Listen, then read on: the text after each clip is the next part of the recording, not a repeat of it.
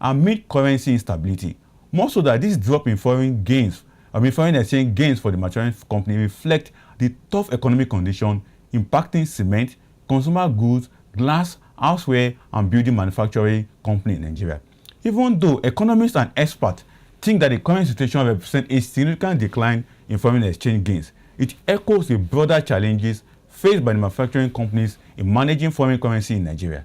Now, we are confronted with the question, what is the implication of this rise in foreign exchange losses on manufacturing companies in Nigeria? What could be the responsible for foreign exchange losses and the substantial impact on the manufacturing companies in Nigeria, particularly on their financial performance? Why is Naira still losing value? And how dangerous is FX volatility to the Nigerian economy? And beyond that, what needs to be done by the federal government, CBN, Security and Exchange Commission, and Nigerian manufacturers is a question we are all confronted today. Joining me all the way from Ibadan is Mr. Olukune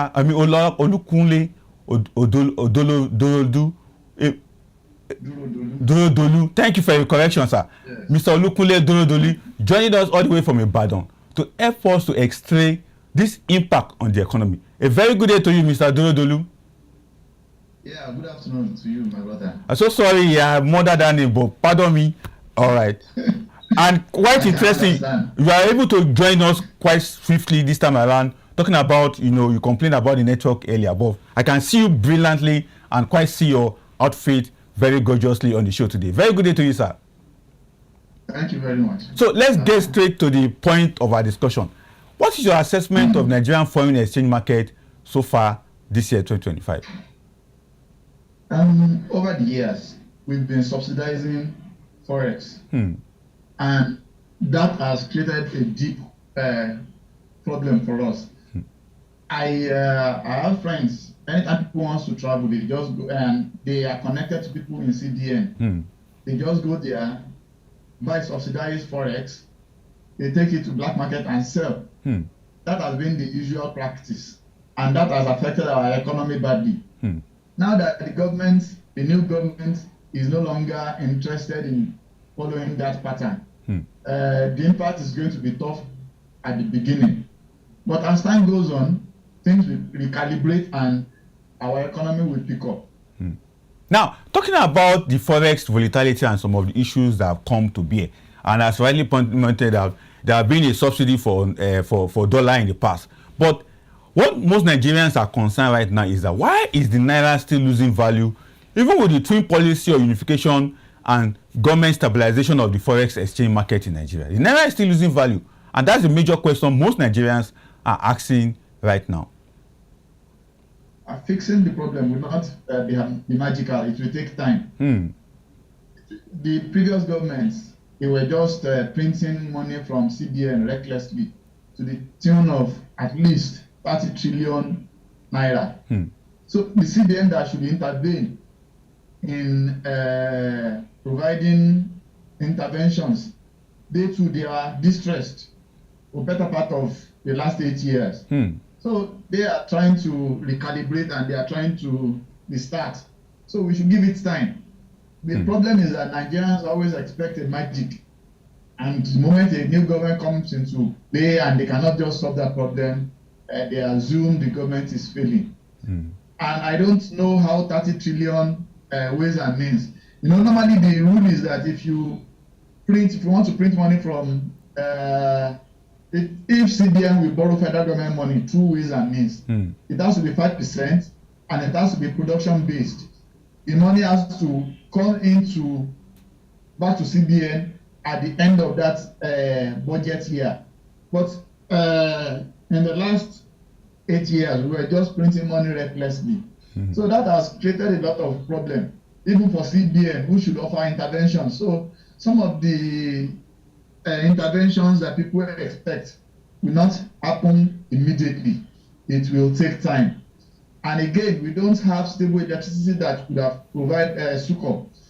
Now that we remove subsidy on fuel, and most companies rely on energy for production. With all these problems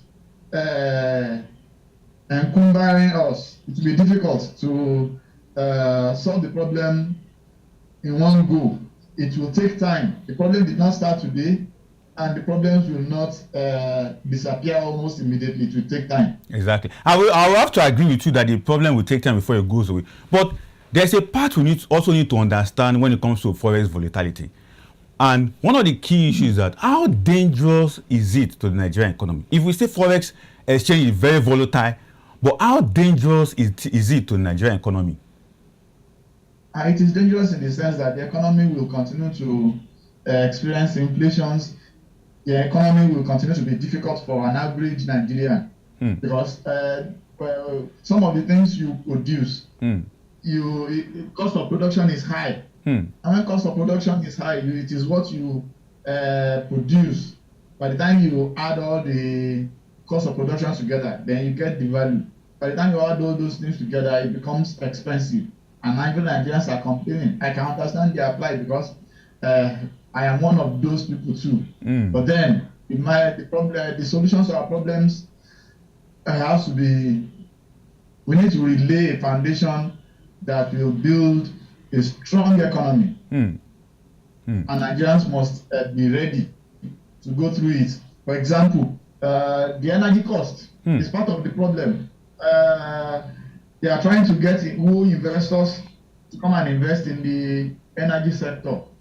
All the cost of producing energy has prices in international market. But an average Nigerian does not want to hear that. They want government to continue to subsidize. And I'm listening to Minister of Power last week talking about removing subsidy. And if that is done around this time, it will create another difficulty for Nigerians because they want to migrate everybody to Band A. And Band A is by migrating everybody and increasing the cost, the impact will be dire for people doing small-scale businesses. So the impact will be tough. And for now, Nigerians have to go through that situation. Either the government find a way to continue to subsidize or the increment will not be so much so that Nigerians can adjust to the shocks. Otherwise, the impact will be tough on an average Nigerian and the small-scale businesses. So let's now take a government will. All right, Mr. Durodolu, let's now take a look at the aspect of this FX volatility, particularly on people like you who are manufacturers, who are business owners. Can you help us to understand how you guys have been surviving? Because 1.19 billion has been lost just in 3 months of this year, 2025, January, February, March, to FX volatility. And we don't know what will happen in this second quarter, third quarter, and the last quarter of the year. But from what you guys have been surviving with, how has it been like under this FX volatility? It is tough. It is tough. I took a loan from federal government, the COVID loan. On Monday, they sent me a message that you come and pay, which I have paid. I requested for the printout. I realized I paid almost times 2 of what I borrowed. And the problem was that the loan will not be as difficult as it is. But now, when I go through the statement, I realized I paid almost times 2 of what I borrowed. And when you begin to borrow to do business, the impact will be tough. So an average businessman in Nigeria, they are putting up with a lot of things to survive. Very difficult, we say. But on the other hand, what about small businesses like that we all know in the informal sector that also rely on these the big businesses like yours to survive? That means there will be a transmission or translation of some of the anger or the losses on them. So how do they survive at this point in time? The small businesses also under volatile FX environment.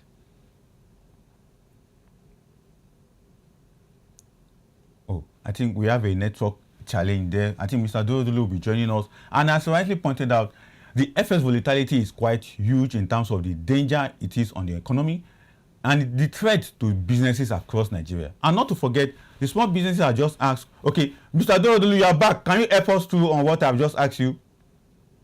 Everybody transfer the differentials on the cost. And of course, by the time they sell it, what they should sell for certain amount, by the time they added the cost of dwindling forex, it will affect the average Nigerians because the landing cost will now be more expensive, and people complain.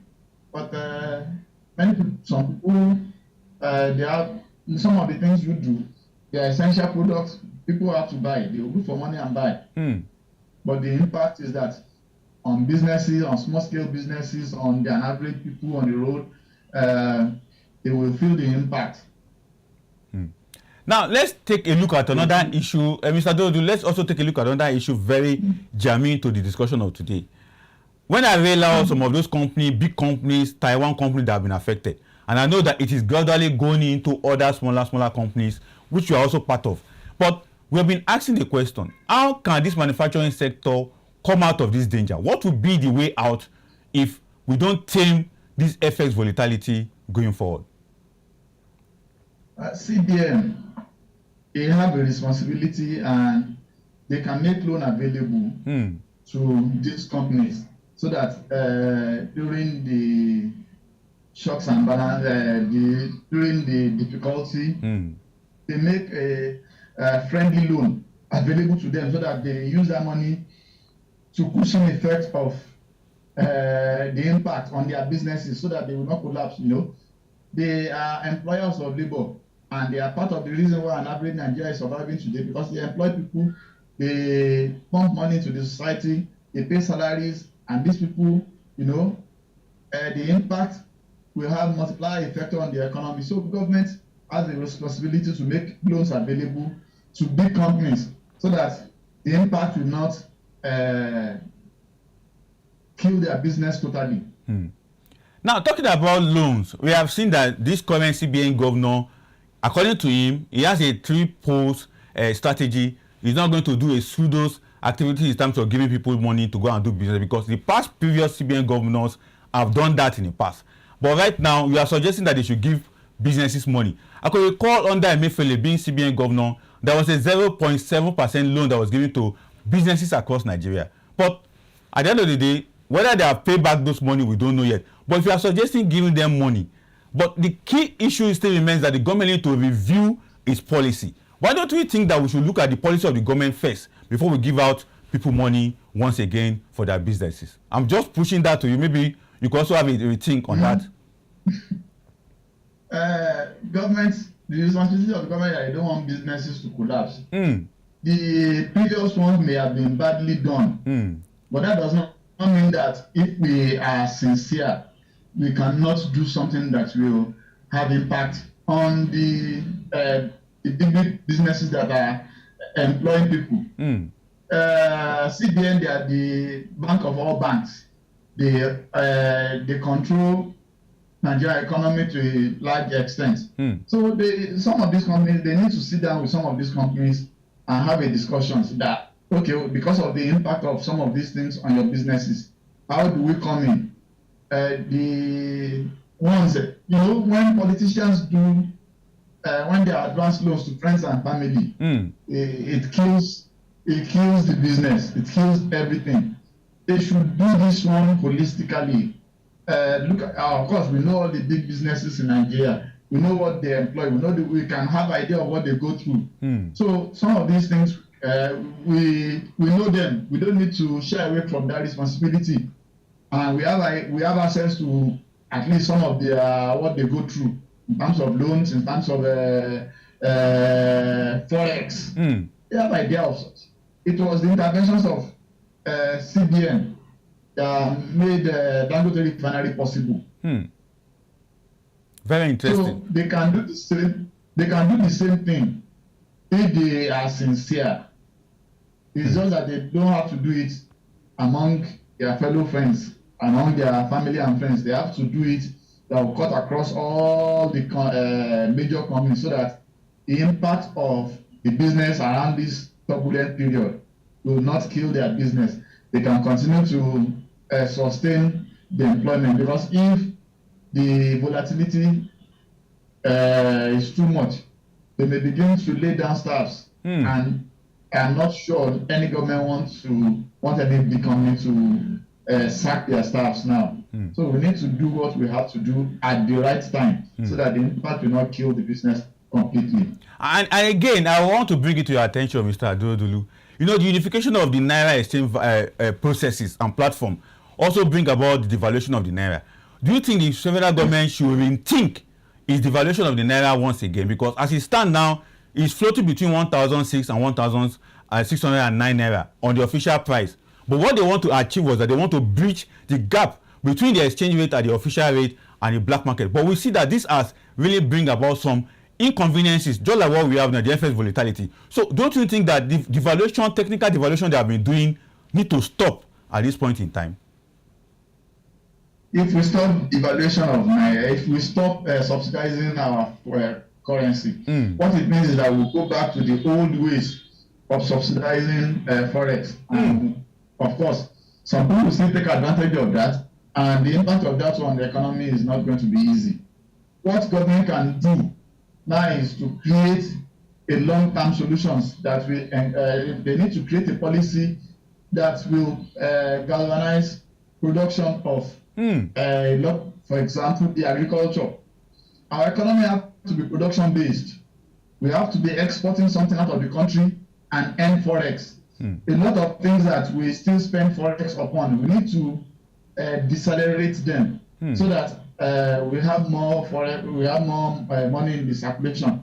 Otherwise, if we continue to subsidize it, the impact is that people will still take advantage of it again, and we'll go back to the old ways of people buying forex that has been subsidized, take it to the black market and sell. And I don't think we want to go back to that route. The current CBN governor, I think he has something that he is pursuing. I want to believe he's taking us in the right direction. If we go back to subsidizing forex, the impact will be difficult. And we should not forget that CBN itself, they bombarded with the ways and means we took over the years. So we cannot continue to now still ask them to continue to do for money. What it means that we'll now go and take foreign loans to subsidize our forex. We don't have that money now. We can create other alternatives, make our economic production base so that we earn forex through that means. Instead of the other time they are talking about importing rice. We have land. We need to be sincere to ourselves. We can grow these things home front. We have land for a lot of things that we can do. And some of the things we bring in that are food products that we can plant locally. CBN need to sit down with the farmers, with the real farmers, not the political farmers that will just take money from government or take incentives and mismanage it. A lot of people took money during President Buhari to plant rice. Many of them did not. Some of them even said openly they used the money to marry wives. We cannot continue in this trajectory. It is Nigerians that will develop Nigeria. Exactly. Now, Mr. Durodolu, federal government need to create production-based economy so that we earn forex. And most of the many things that we still import, we need to stop them. Let's now look at solutions as recommendations from you. First and foremost, Manufacturers Association of Nigeria has also cried out on this particular issue that we are looking at this point in time. But I want to find out from you, as I know you could be a member of a Manufacturers Association of Nigeria, being a businessman and a manufacturer, but what do you think you guys can do, either at the short term or at the long term, to help your members and help manufacturing sector in Nigeria not to suffer this burden of volatile FX environment? Federal government must find a way, solutions to electricity problems. By the time you use diesel to produce and you add cost of diesel on your what you have produced, the price will no longer be competitive. It will be expensive. And by the time people see that imported goods are cheaper, they will prefer to bring it into the country than to produce locally. So government must fix electricity. Like I said earlier, government must make interventions to people, big companies around this time, to encourage them, to encourage their business. government needs to look at their policies and design it in a way that it will help small-scale businesses and big companies to survive. Because if we continue to, if we don't design a system that will make our economy production-based, every step we take will not really take us to where we're supposed to be. We must make the economy production-based. Exactly. And it is the responsibility of government to design a system that will capture everybody, that will capture the small-scale businesses. Like the loans they gave during the time of Buhari, it helps serious people. Some, like, I took part of the loan and it helped me. And the government can do that too. Like, some of us now that have repaid back our loan, they can advance another loan to us so that we use that to recapitalize again. All right, Mr. Durodolu, I really appreciate that you want more loans from federal government. But I'm asking another question in relation to Manufacturing Association of Nigeria. All these business groups that you guys have joining member association, what can you people do for yourself in this regards to volatile FX environment? We have to rely on governments because it is the government that make policies. We don't make policies. So it is their policies that will impact on. You can't borrow money from Nigerian banks. The interest will kill you. You can't use that interest. Very many businesses cannot survive with the interest. That's why governments have to come in. If you take the loans from the commercial banks now, by the time they add their the percentages, the impact will be unbearable to an average businessman. So government needs to come in. It is still government interventions and policies that will help the businesses. If they can make electricity is very, I mean, without electricity, you cannot do any business significantly. Without a stable electricity. I can see government were trying to create mini grid for universities. They are trying to create mini grid for some federal hospitals. They can also create a cluster where they will industrial park so that people can move there and they'll be able to produce where electricity will be stable. Very interesting from you. Mr. Durodolu, very interesting from you. I really love your submission in terms of this electricity issue because Manufacturing Association of Nigeria, man, I cried out. Even NASIMA, they majorly cried out on the issue of power electricity that is consuming most of their operational expenses. And on your own part, the suggestion you are making is quite jammy. But I know that mini grid cannot come alone. You know, you guys can also come together, approach the Nigerian Electricity Commission to also help you out in getting license to build. Don't you think that Manufacturing Association of Nigeria need to also push this suggestion you are making forward to their members and down to the government going forward? And the major problem is the cost. These things, they are what you cannot do locally. They are what you have to procure in the international market. And a business that is still struggling cannot single. I can realize some companies are already doing it. In some part of Lagos Banana Expressway, some companies have their own grid now. They don't depend on federal government. You know, federal government during the last regime, they unbundled energy. Exactly. They allow states to also create their own electricity. So it would be a good thing because if a manufacturing association wants to do it, the impact, the cost will be huge. Except if federal government can guarantee that these companies will pay, so that some people now form a cluster and build. But then federal government have to guarantee that, like they did for Dangote, they have to guarantee that these companies will pay. But you know, maybe for 10 years, for 15 years, we need an agreement because these things have to be procured with forex. It's not what can be produced locally. and the impact will. It is going to be expensive to single-handedly do. So some people are doing it, but then even the energy companies in Nigeria today, they rely on federal government loan to survive.